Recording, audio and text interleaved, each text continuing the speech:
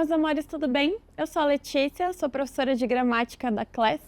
Nós estamos no nosso quarto módulo, na primeira aula, e nós vamos começar a estudar os verbos.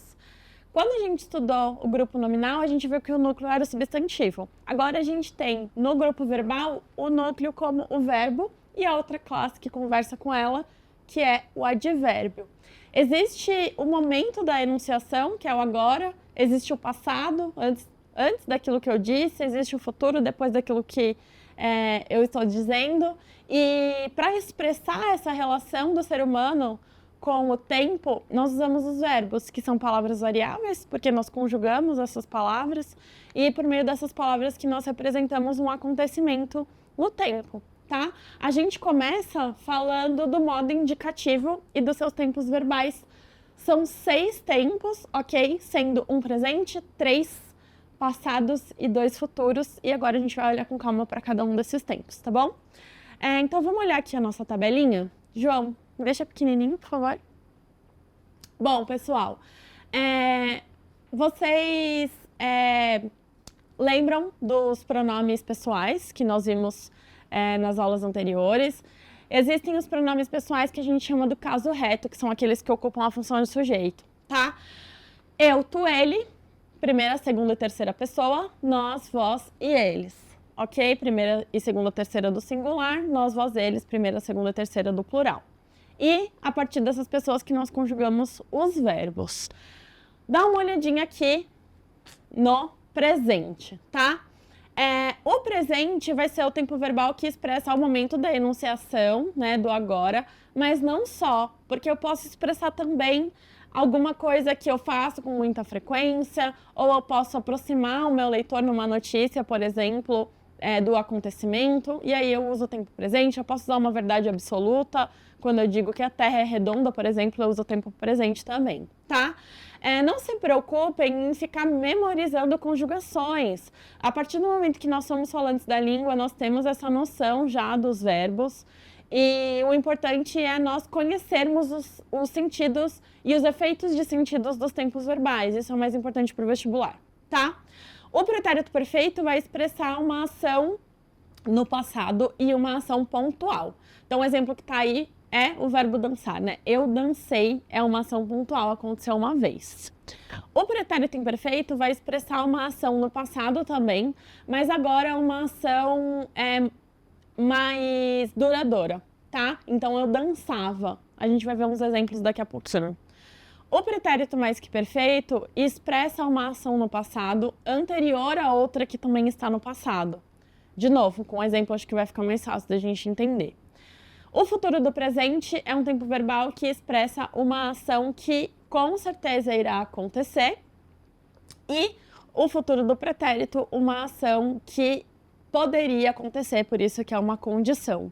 Reparem que todos esses tempos verbais, eles falam sobre acontecimentos reais e acontecimentos possíveis para quem está enunciando. Essa é a característica do modo indicativo, e isso você precisa saber para fazer as provas. Então, o modo indicativo é aquele modo em que o enunciador expressa um acontecimento no tempo, presente, passado ou futuro, que seja real ou muito provável de acontecer, que ele acredite que vai acontecer no caso do futuro, tá? Vamos ver os exemplos, então. Presente. Então, eu danço forró todas as sextas-feiras.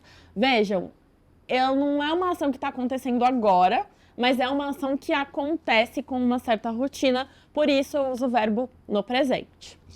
O pretérito perfeito. Eu dancei forró em uma festa. Se alguém diz isso pra você, você imagina que essa pessoa, ela não dança forró com frequência.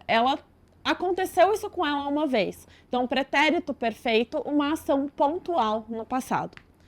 O imperfeito, uma ação no passado e agora já tem uma regularidade. Eu dançava forró quando eu era mais nova. Hoje em dia eu não danço mais. Então é uma ação que ficou no passado. Mas não foi uma vez só. Eu dancei várias vezes. Às vezes eu fazia aula, não sei, mas eu dançava. Então isso aconteceu mais de uma vez com uma certa frequência, tá? E o mais que perfeito, que muita gente tem dúvida, mas é o seguinte, gente. Pensem que são ações que acontecem no passado, você está contando alguma coisa para alguém, e você está contando de alguma coisa que aconteceu antes daquilo que você vai contar. Olha o exemplo aqui. Eu já tinha dançado quando ele chegou. Vejam, ele chegou está no passado, mas eu ter dançado está mais no passado ainda.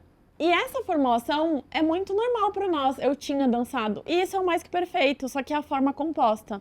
Quando a gente olha para essas tabelinhas de verbo de conjugação, a gente encontra a forma reduzida, que seria o dançara, né? Eu já dançara quando ele chegou.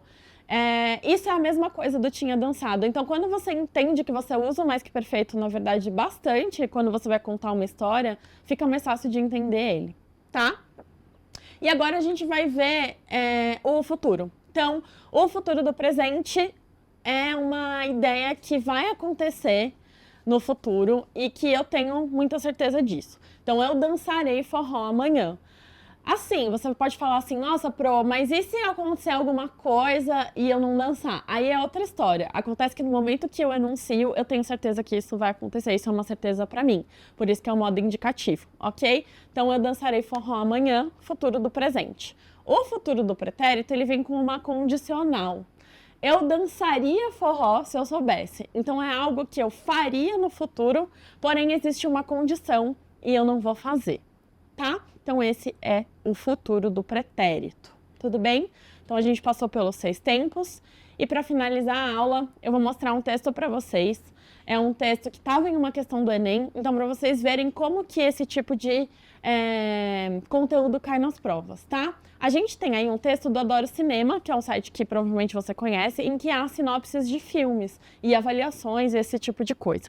Então, vou ler com vocês o comecinho desse texto que diz assim: João /0, Wagner Moura, é um cientista genial, mas infeliz porque há 20 anos atrás foi humilhado publicamente durante a festa e perdeu Helena, que é a Aline Moraes, uma antiga e eterna paixão. Certo dia, uma experiência com um dos seus inventos permite que ele faça uma viagem no tempo, retornando para aquela época e podendo interferir no seu destino.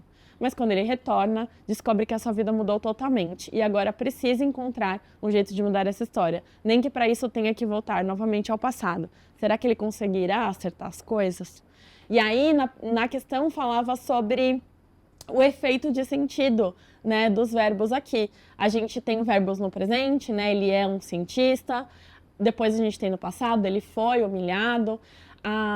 Acontece que quando a gente lê a sinopse de um filme, para causar essa vontade de ler, os tempos verbais muitas vezes vão aparecer no presente, né? Então, mas quando ele retorna, ele descobre, não descobriu, descobre. Isso aproxima o leitor do texto e da ideia. Então, o verbo atrai o leitor para querer assistir o filme, porque a sinopse não é simplesmente um resumo.